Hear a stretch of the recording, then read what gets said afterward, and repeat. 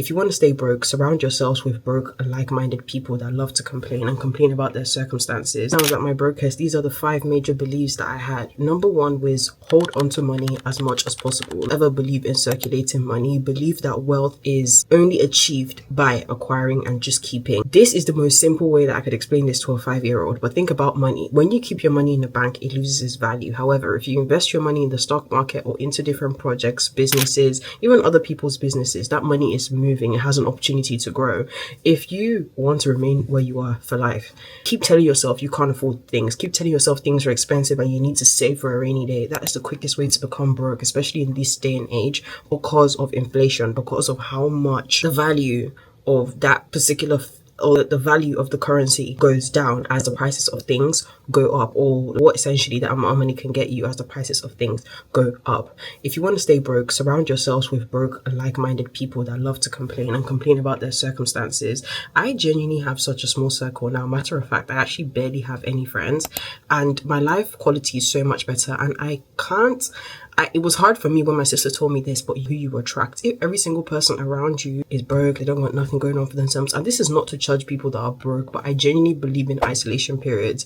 I believe that you need to learn how to isolate yourself when you are going through a period of bettering yourself. I'm not saying don't speak to nobody, but if you're out all day around other people, it's more difficult to be progressive and really sit in silence and think about what it is you want. Assess and analyze your own behavior. So if you're having friends and everybody around you is broke, everybody around you complains, not even just friends, family, cousins, girl, even social media, I stopped liking memes or videos where people make jokes about being broke anymore, because I realized that whenever you're scrolling through social media, right, your subconscious mind is allowing certain things to enter into it, and reality is created from your subconscious mind. I'm gonna link a creator who I watched that changed my perspective about how the universe actually works and how the power of your mind and things that you consume. Neuro Knowledge, shout out to him. Love the guy's content. But he was basically explaining something where he says, we scroll through social media, we laugh at all these memes that make fun of like world situations, and ha ha ha ha ha ha ha, we keep laughing and keep accepting these things because it's just a joke. But we don't realize that because you're not paying attention when you're scrolling through social media, all these things are getting into your subconscious mind, and then subconsciously you just believe and own the identity that you're broke and it's a normal thing. Whereas if you make it a normal thing to your subconscious mind that money is easy to get and money is like you attain wealth by circulating money and providing value, you will have a completely different outcome. I don't even know what number we're on, but keep making excuses for yourself. Like, don't have any form of discipline and keep not doing the things that you said you're gonna do. You see, the thing with discipline is a lot of people think that discipline is waking up by 5 a.m. A lot of people think that discipline is this performative worldview of what they think a disciplined person should look like.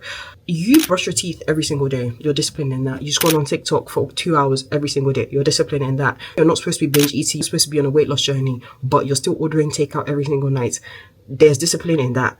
You said you were going to build this business plan, you were going to do this for your business, and you haven't done it. That is discipline. Discipline is not just the performative good stuff. You are disciplined in your bad habits. So you have discipline. You just don't have disciplines in the thing that you really, really want to do. And start doing those things at the back of your mind. Another thing, again, having so many open tabs in your mind and ignoring the ones that you're actually supposed to do and going to do things outside of yourself.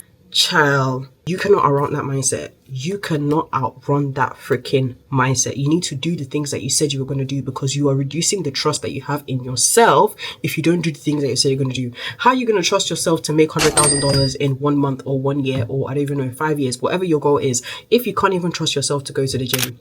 How are you going to trust yourself to make the right business decision when you can't even trust yourself to eat a healthy meal when you told yourself you want to lose weight? I'm not saying that junk food is going to make you fat or you shouldn't eat it or it's going to reduce your money flow or whatever. But if you know that you are not supposed to eat junk food because you have told yourself that you don't want to eat junk food and you keep doing it, if you said you're not going to sleep with that guy and because he doesn't respect you or respect your body and you're not supposed to do it, right? Or you keep doing it. I'm not saying the act of doing it is bad, but the fact that you're not supposed to do it and you're doing it consistently, sister, why are you doing that to yourself, brother? Stop. Another thing that you can do to absolutely remain broke is keep caring what people think and don't show yourself on social media. I believe that, honestly speaking, social media, going out and networking work hand in hand. I believe that there's people that can get whatever they want in life because they're so good at networking with people. But if you don't know where to start, honestly, start online. I feel like being on the internet completely changed my life. A lot of people talk about social media in a negative light, but I actually have such a positive worldview of social media. Social media made me such a better person. I didn't have access. I wasn't this exposed. I grew up in Nigeria in a very patriarchal patriarchal environment where I grew up learning that money, or I felt like the consensus was that money comes from men, or that you grow up, you get married, and your husband provides for you and you have kids. That is what I grew up knowing.